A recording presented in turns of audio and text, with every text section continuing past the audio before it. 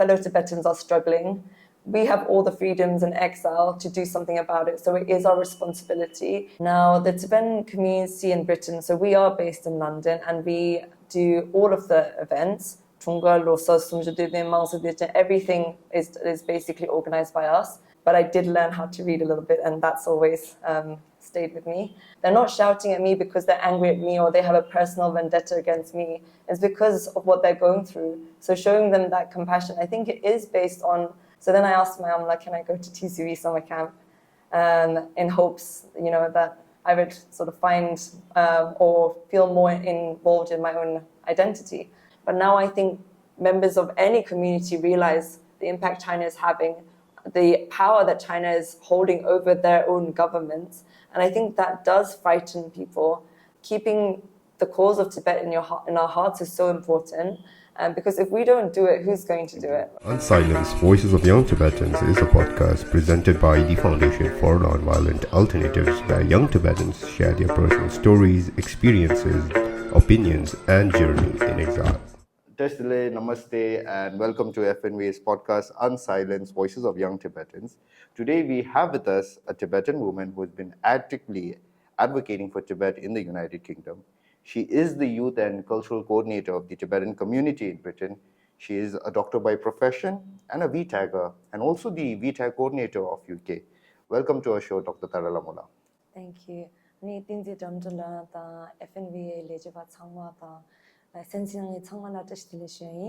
I'm really grateful that you have invited me to your podcast today and for all the work that your incredible organization does. The pleasure is all ours, Dr. So first thing is first, what brings you to India? So I came for the ITYF Forum, so the International Tibet Youth Forum. This is the second one that's been done. And I came as a VTAGger, but also the UK new VTAG coordinator. So I myself attended the first International Tibet Youth Forum and learned a lot of new things. I believe you might have done the same. So what was your experience there? And were there any moment that you really thought, this is something that really, stuck deep to my heart? It was an incredible experience for most of us attendees. It was so nice to see so many young, interested Tibetans coming from all areas of the world, India, America, Australia, Europe, and we all came for a common cause and a common goal. We learned a lot from experienced activists and advocates, and also from the CTA staff themselves. In terms of the one moment or the one person that really stuck out to not just myself, but probably the majority of the participants was Namgila, political prisoner who's recently come from Tibet. And I think it really put the problems, the difficulties, the struggles our brothers and sisters in Tibet are facing into real perspective, and really encouraged us all to be working even harder for the Tibet cause. There you go. I wanted to ask this question later, but since you brought up Namgila, being a Tibetan, we are born in a free and independent country where we can basically do what we want, something that our sisters and brothers inside Tibet cannot do. So what did you feel when Namgila was speaking? I mean, everybody felt emotional, that is a fact. But what was some of the things that resonated deeply? I believe your channel, London Ne, which you are part of, they put out a nice reel. So could you shed more light on it? So just a disclaimer, I'm not really a part of London. I just work very closely with the founders. They're my respected elders, and whenever they want me to do anything for them, I always say yes. Yep. But yeah, they do a really good job, and I think the credit must go to them wholly. Yep. In terms of what I felt listening to Namgila was, one, that this was a real voice from Tibet she was speaking to us about the things that she's gone through and other Tibetans have gone through. I think we can sometimes hear stories or read about them, but when you hear and see this firsthand, it really, really goes deep into your heart.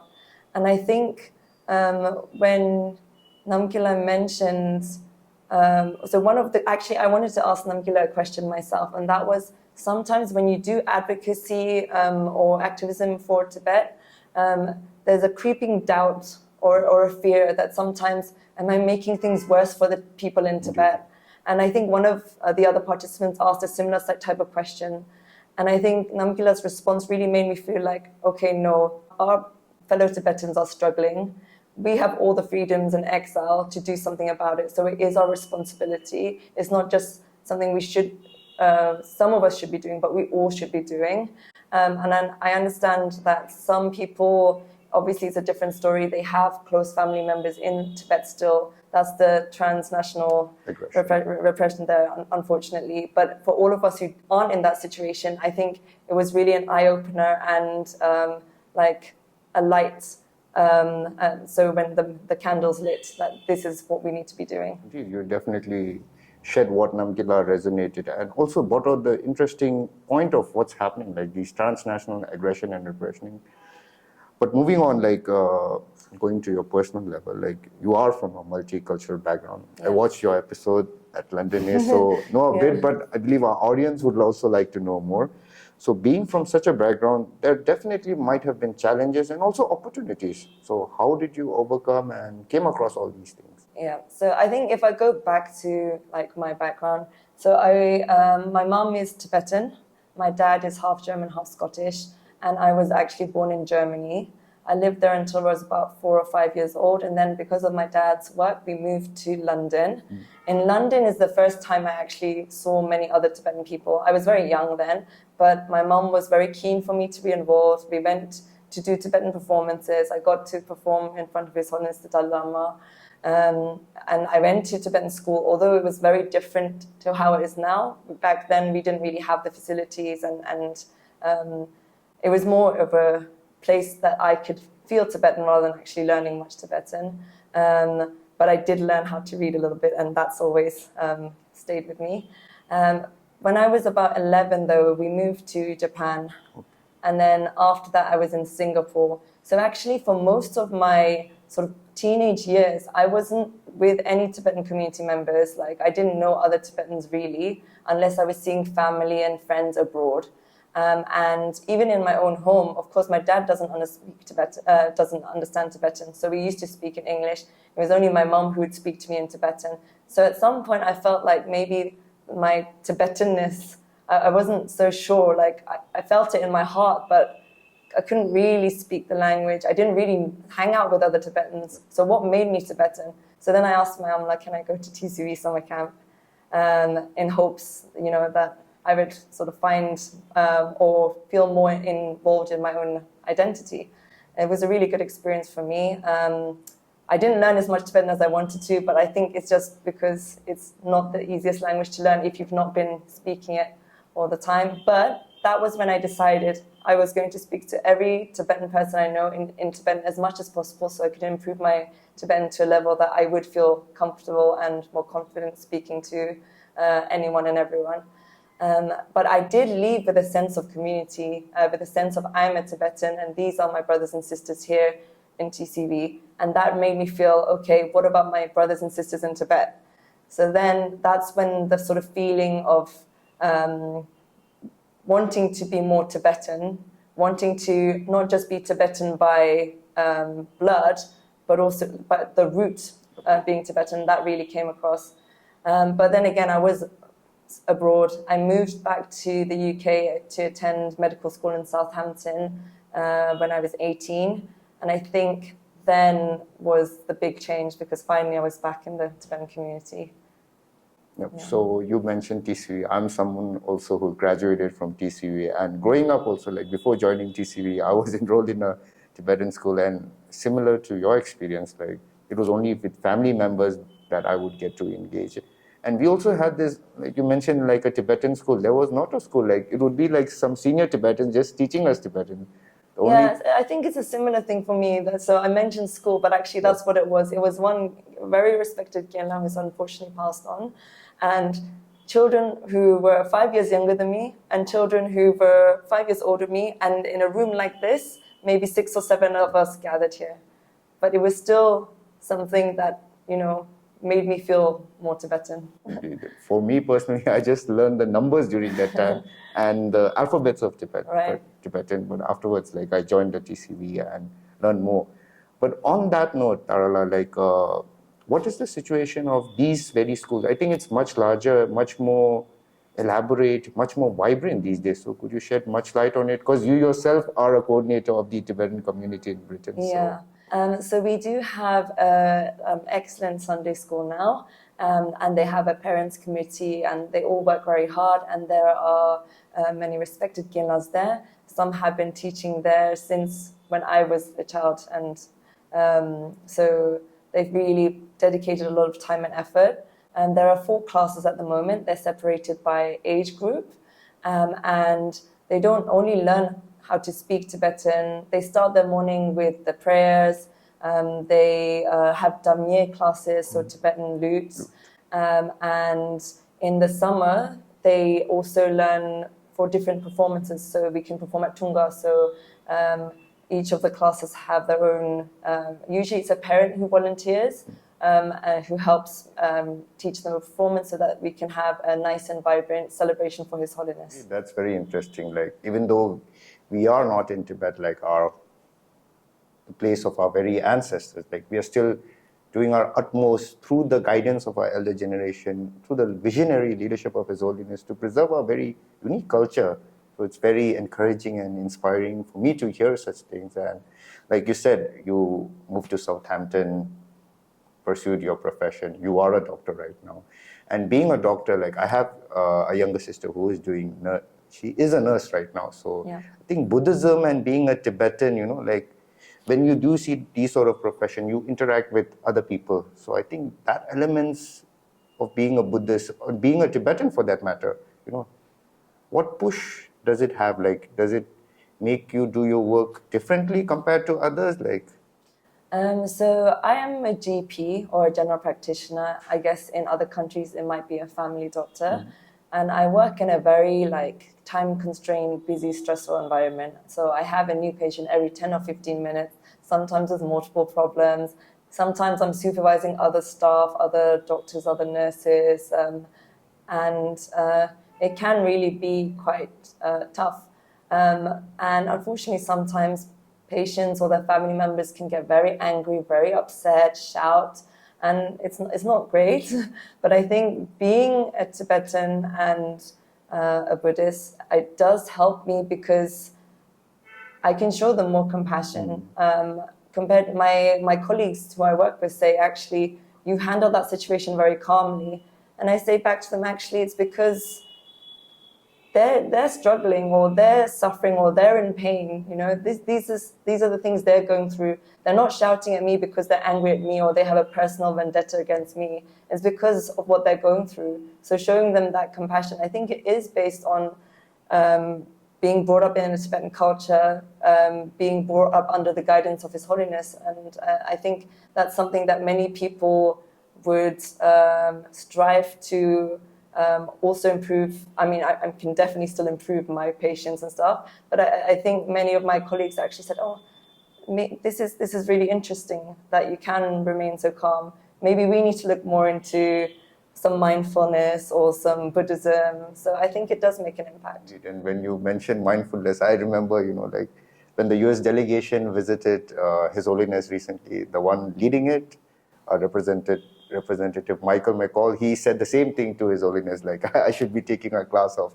mindfulness. So it's interesting of how, you know, like even though we Tibetans are currently occupied and you know, in many ways we are restricted, I believe, to a certain extent, but our identity, our culture, our way of life resonates deeply with the whole entire world. So it's very encouraging to see what you have been bringing to your own community in Britain, you know, beyond the Tibetan community.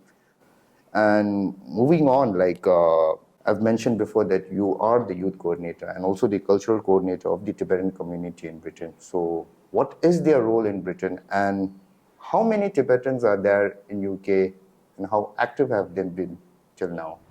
I think probably, I may be wrong, but there's over 2,000.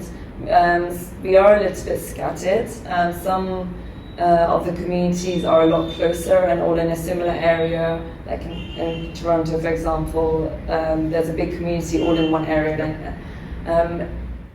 Mainly we're based in London, but we do have branches in different areas as well. Like we have TCB North, TCB Bristol, and they kind of come to us for guidance, but also geographically wise, they will have their own events. Of course, they're always invited to join our events, but it's not realistic to come for every single event all the way down 5-6 hours.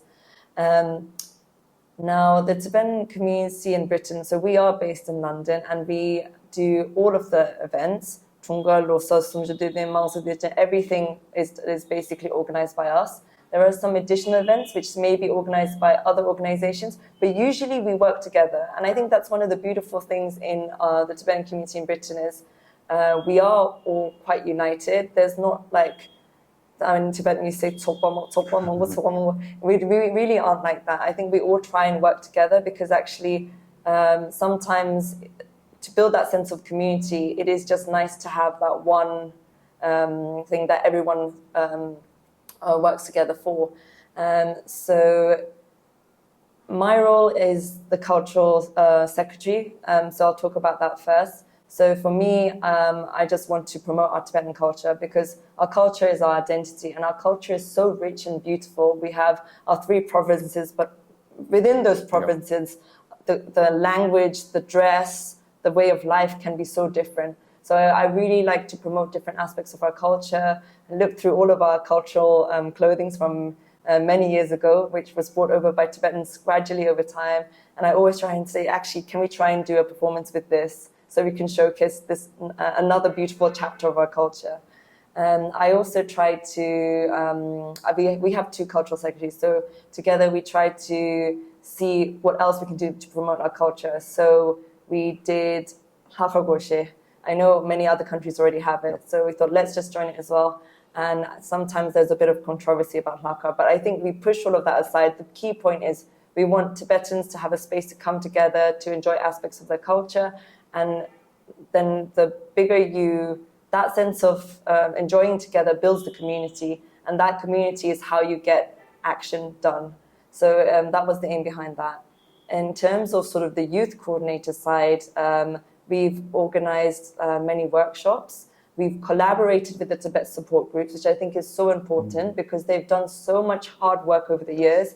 And to be honest, I'm not a Tibet expert. I feel like my knowledge is actually very minimal. I always come to them for advice and support.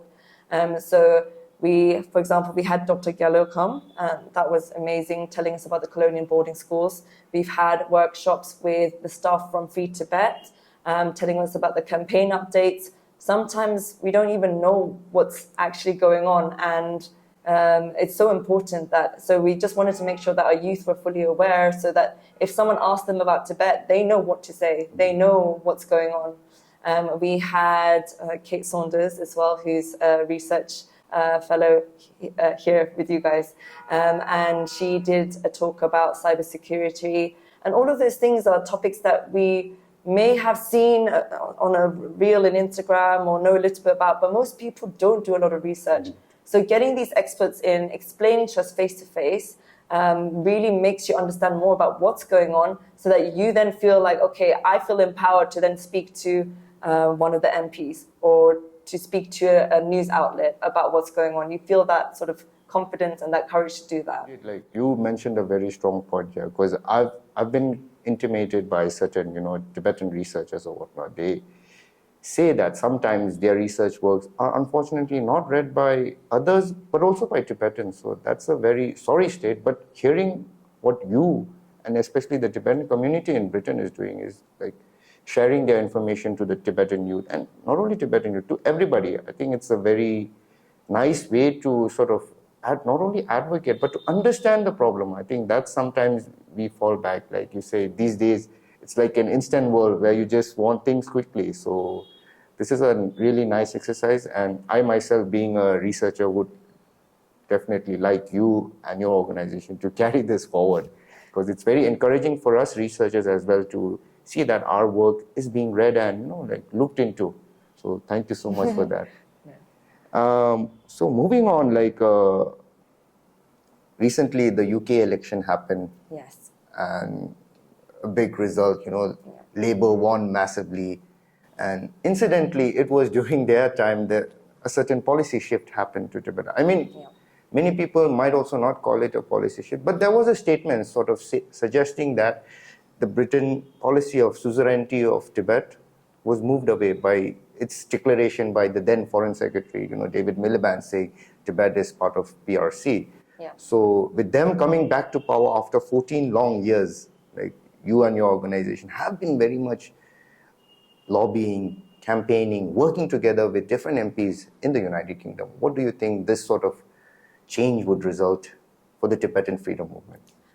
It's difficult because Labour's back in power, and unfortunately last time they were in power, as you said, they made that statement. But I feel like the current Labour government is different than the previous one. So I think rather than feeling too disheartened, I think this statement, remembering the statement should be an eye-opener to us Tibetans in the UK that we've got to work hard now, because we need to be making sure that Labour don't make a similar statement or redact this statement and actually make a positive statement for Tibet and all the people that are suffering there. And the only way that we can do that is by the Tibetans in Britain going to the local MPs, making sure to speak out, working together with them to make sure that such a statement is never said in the UK Parliament again. On top of this, like I remember one big event that you guys held, I think, was it this year or last year, where the focus was, why does Tibet matter? Yes. Right? So could you share more light on that event? Yeah. So this was actually an event run by previous ex-council members and elders in the community who've been, since coming to the UK many years ago, they've been always working for the Tibet cause. And they felt that this was such an important topic at the moment because, and one of the reasons was because there's some divisions in the Tibetan community, not necessarily in the UK, but just generally all over the world. There's Chirachulu, the Umalam, so middle way versus freedom. So all of those kind of things. The key point is like the Tibetans in Tibet and what we can do for our country. So it was just an idea of how we can unite, how we can remember what's happening, and how we can re-encourage people to be active, to advocate and step up. Because we are grateful, we have an all-party parliamentary group for Tibet in the UK. It's chaired by a Conservative member, Tim Lowton, who's very active on the Tibet issue. There are actually some, at least one Labour MP is in there. But I think now is the time that we want to try and get more. So given that some important issues are coming up, like His Holiness' succession, it was really important that we get everyone involved, as many people as possible, because advocacy isn't something that one person can achieve. It's the whole community that needs to do it together. So that's why they did this event. I found it really helpful. I spoke in Tibetan. Unfortunately, it was a last-minute thing that I was requested to do. But I think it was helpful, and I know many people have seen it. And maybe what some of the more experienced people said resonated a bit more.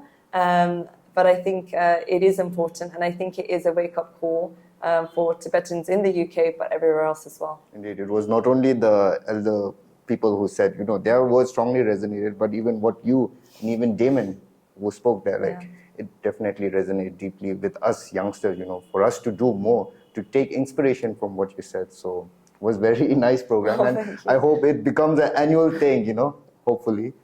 And, like something that has been capturing the attention of UK and even mine for that matter is like, these days with China rising, there is a lot of conflicts happening. And there was this Kavanaugh incident, like the piano guy. Oh, yes. Are you aware of it? Yeah. So what's the general public view of Britishers right now to China as a government, not the people? I think we should differentiate that sometimes, Yeah. So I think for the government, the British public don't like the Chinese government is the general view I get from my day-to-day life and being at work. And I think it is because everyone has a need to feel like wants to be free. Everyone wants to have their rights. And China is in the background controlling so many things, and people have finally clued up. Before, obviously, we knew what was going on because we have an interest in that area because our people are suffering. But now I think members of any community realize the impact China is having the power that China is holding over their own governments. And I think that does frighten people.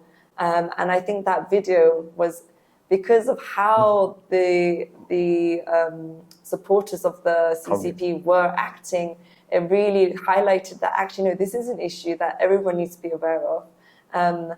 And this is slightly a different thing that's happened to us recently as well. But maybe because of retaliation of that, we've had more pro-China protesters coming to our protests. So like anti-protesters, I guess you could say. But even then, the general public walking past the protests were looking at them like, what are they doing here? You know, what are they even here for? And they weren't listening to what they were saying. They were just thinking these people are just trying to, divert attention. But I think it might have been maybe related to the incident with the piano. Yeah. It's very interesting, like seeing such, firm opposition coming from different countries. Like recently in Australia, we could see these, Tibetan, not only Tibetan, like Hong Kongers, Uyghurs, we have all those coming together and, protesting against the Chinese government. Yeah. But you also have these other sides clashing together. Yeah. So this is a very interesting point that you brought up. So unfortunately, we are running short on time right now. So finally, I would like to ask you whether you have any messages to our Tibetans worldwide, especially our Tibetan sisters and brothers in occupied Tibet, and also to the plethora of Tibet supporters, which you rightly mentioned, they play a very crucial role. Yeah, so firstly to our brothers and sisters in Tibet, we will always continue to fight for your rights, for your freedoms, for your safety. That's something that is not what we should be doing, but it's our responsibility here, being free and in exile. To my fellow brothers and sisters in exile, we all have busy lives, we all have other things going on. I myself sometimes feel like, sometimes I'm not doing much, sometimes I'm doing more. That's fine, but keeping the cause of Tibet in our hearts is so important, because if we don't do it, who's going to do it, right? Ultimately, the responsibility falls on our shoulders, and this is a responsibility that we cannot ignore. It's the atrocities being faced by our people are just too immense. In terms of the Tibet support groups, Tibet supporters actually in general, we're so grateful actually, not just because the unwavering support, but the knowledge, the experience that you bring is basically like beyond, I'm beyond grateful for it. I've found that every Tibetan or Tibet supporter that I've gone to, initially you feel a little bit shy and feel like maybe they don't want to interact with you. Every person that I've spoken to, I can 100% say was so open to speaking to me, because they could feel like, okay, that this person wants to do something for Tibet, right? This is our common goal. I never felt a situation of, they were looking down on me, even with the most simple questions that I have. And I think that really highlighted the collaboration that we need to have, the Tibetans and the Tibet supporters, in making sure that ultimately our brothers and sisters in Tibet get the rights that they deserve. So thank you so much, Dr. Dharamshala. On that note, I remember my latest book that I read was one by a famous Tibet supporter. He's also a British historian, Patrick French, Tibet. So on that note, I think one should read such books to know more on Tibet. And you coming on our platform here, sharing your own personal journey from a young Tibetan, from a young kid to right now, leading the Tibetan community in various capacity, be it VTAG. It's very encouraging. So thank you so much, Dr. Dharamshala. Thank you for giving me this platform as well. As I said before, we are so grateful for all the work that FNVA also do. For more updates and videos by FNVA, click on the link and please subscribe to our channel. Thank you for watching.